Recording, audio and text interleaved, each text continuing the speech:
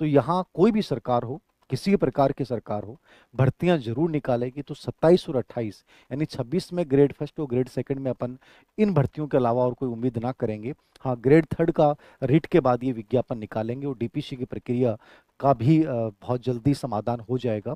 दूसरी एक इंपॉर्टेंट बात ये है कि स्टाफिंग पैटर्न ये करने जा रहे हैं, और स्टाफिंग पैटर्न होने के बाद आपको सबको पता चल जाएगा किस प्रकार की वैकेंसी कितने पदों पे आएगी।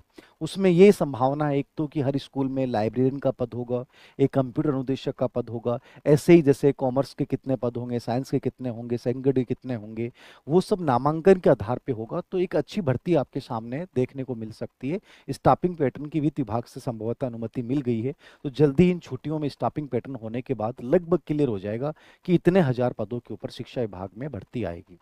अब तीसरी बात महत्वपूर्ण ये है कि आप लोगों को लगे कि सर आएगी कि नहीं आएगी, इन सब कंफ्यूजन से दूर मैं आप लोगों को ये कहना चाहूंगा कि जो है आपके सामने उसकी तैयारी कीजिए।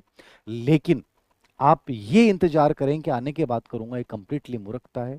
ये 2 या 3 साल जो इस सरकार के हैं, या कोई भी सरकार के जो आखिरी साल होते हैं, वहां संभवतः वैकेंसी अच्छी ही आती हैं।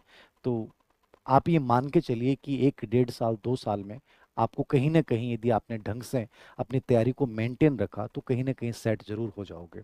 विशेष शिक्षक के पदों की भी स्टाफिंग पैटर्न में ये स्पेशली बिंदु शामिल किया गया है। तो मे भी ये भी होगा कि जो एनईपी 2020 के अनुसार जो स्टाफिंग पैटर्न हो रहा है, तो विशेष शिक्षक के पद भी जितनी भी वैकेंसी आए उनमें पद जरूर आएंगे।